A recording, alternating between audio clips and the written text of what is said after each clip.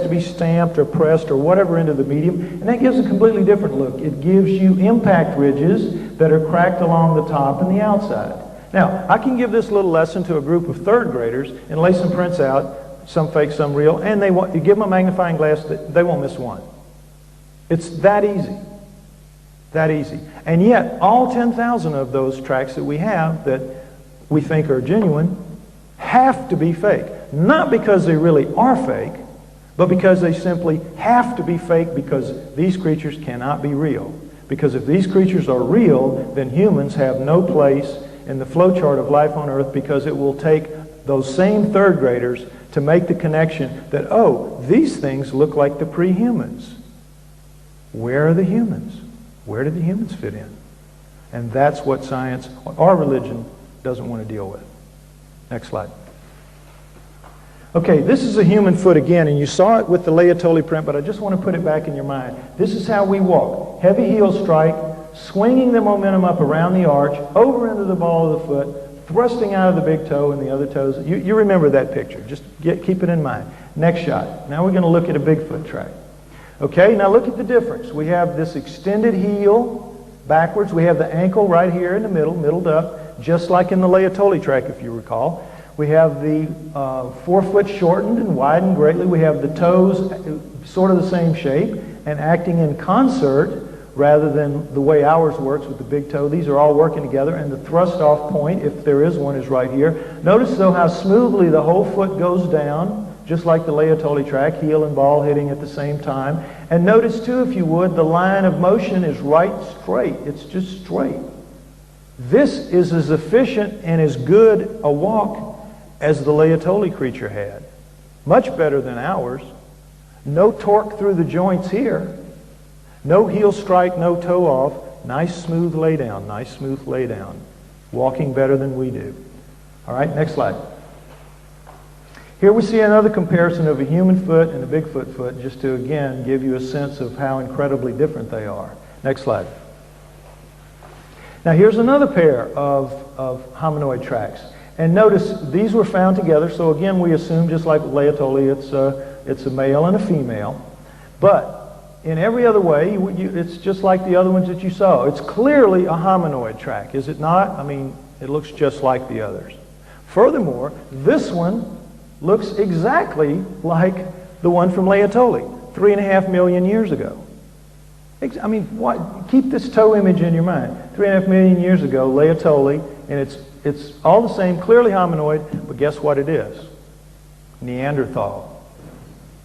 Neanderthal tracks taken out of a cave in Toriano, Italy 30,000 years ago, out of the clay in the floor of the cave, and that's why it looks so gunky like this, because it was taken out of clay. But these are without any question Neanderthal tracks, Neanderthal artifacts found all around it. Nobody calls this anything but Neanderthal. And it's clearly, not only is it clearly hominoid, this one again goes all the way back to Laetoli. Next slide. Let's look and see. See? Same thing. No change. 3.5 million years to 30,000 years ago. The hominoids are the pre-humans.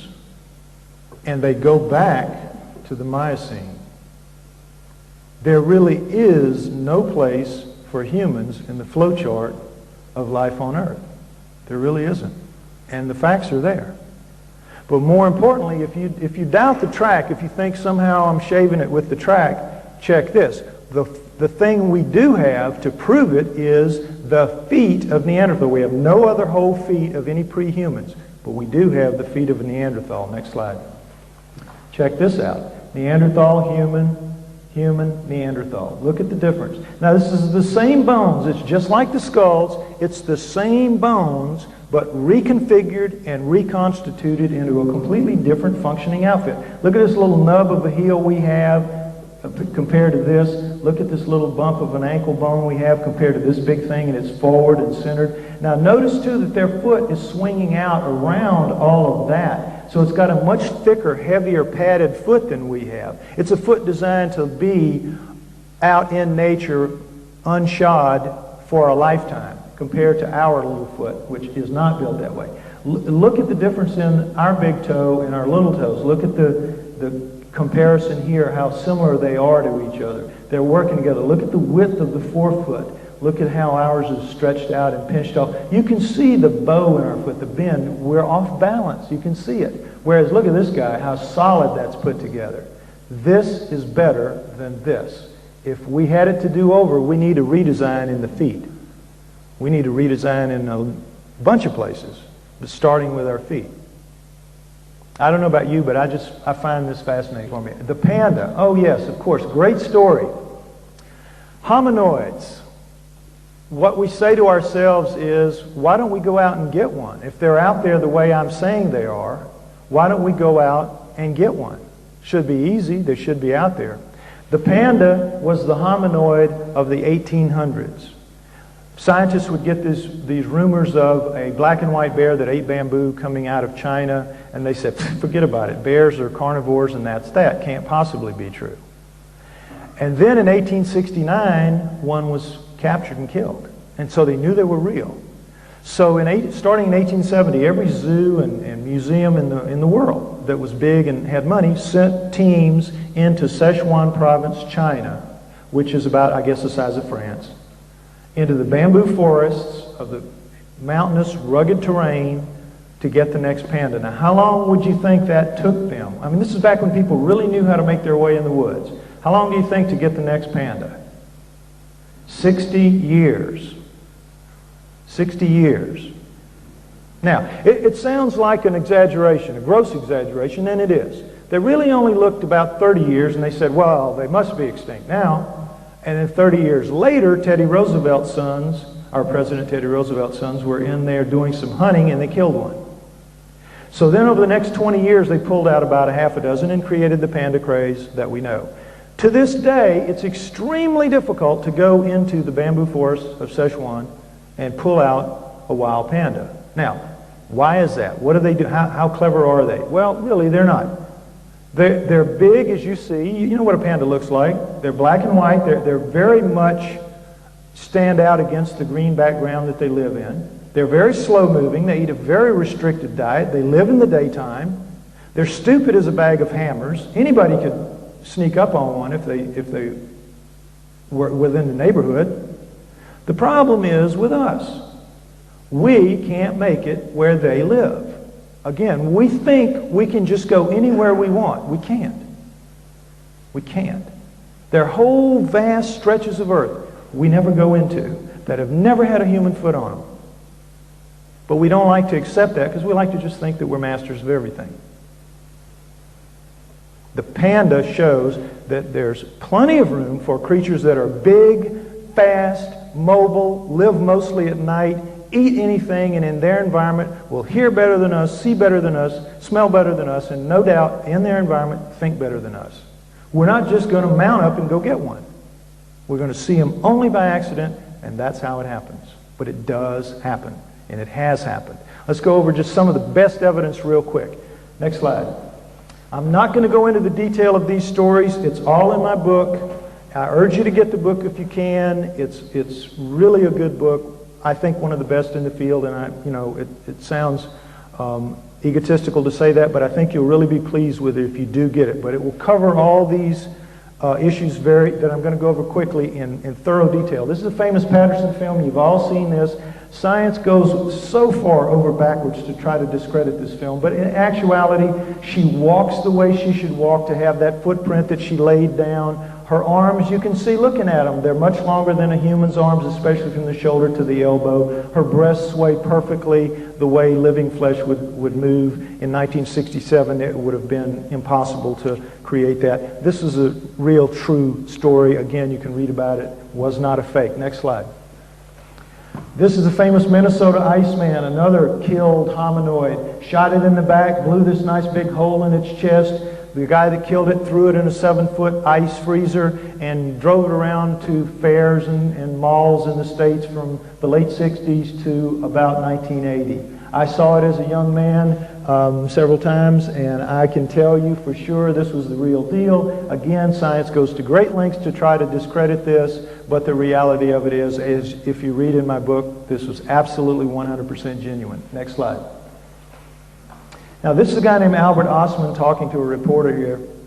This guy, as a young man, was captured by a family of big feet, and they generally, hominoids do live in groups, family groups, and sometimes a little larger groups, but mostly family groups. It was a male, a female, and 2 juvenile offspring. And they held him captive for 6 days before he escaped. He didn't tell his story for 33 years. But when he did, as an old man, he heard that finally that somebody else had seen one of these things, and he came out of the woodwork and told his story. Great detail.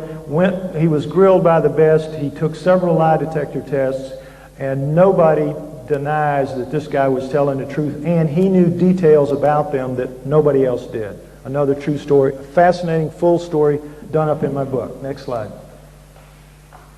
This is Zana, perhaps the most interesting one of all. Zana was from Russia. She was an Alma, living Neanderthal. The Almas are living Neanderthals.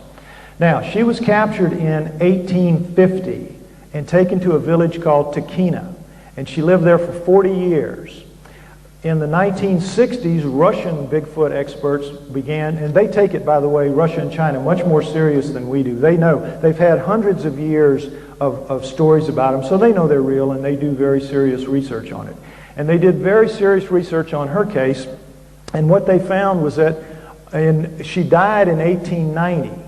So as they were doing the research in the mid-1960s, there were still over 100 people alive in the area where she lived that had known her when they were young. And so they were able to get tremendous corroborative details about her and her children. Because she was a slave of the village to do the grunt work. She was so strong, make her do the fetching of the wood and fetching of the water and siphoning the hay and carrying the hay. And she was just the village slave. But she was also the village sex object for the men. And so she ended up giving birth to 8 living Alma human hybrids, 4 of which lived to maturity to become Russian citizens. All of whom could do the one thing she couldn't do, which was talk. They didn't really they looked like her, but they weren't covered with hair the way she was. Their skin was darker. They were ugly enough to make freight trains take dirt roads, but they could talk. So they were able to integrate into the community, have children. Her grandchildren and great-grandchildren are alive in Russia today. And yet, you never see anything about this. But the researcher, she had died in 1890, and there were a few people still left who were at her funeral. They knew where she was buried, but it's a Muslim area, and so they didn't mark the grave. So they couldn't just bulldoze the whole cemetery to try to get to her bones. But her youngest son, Kvit, had died in 1954, and they knew right where he was, so they let his body be exhumed. Now, remember, I believe that the Almas are living Neanderthals. Now, check Kvit's skull. Next slide. Isn't that Neanderthal looking? You have an occipital bun back here. You have virtually no forehead or very little forehead. Huge brow ridges. Big round night vision eyes. Big round nose. Huge jaw, but the chin that allowed him to speak. Look at the size of this guy. You want to meet him in a dark alley? Now, what they say, what anthropologists say is, he's just an extreme variation of the human norm. Real extreme. This is basically a Neanderthal. If I'm right about all this, and I think that I am, then it means that, again, humans have no place. We weren't here. We didn't evolve here. We didn't develop here. So it can only mean one thing. We came here. We're put here. We're new here. How do we explain that? Okay?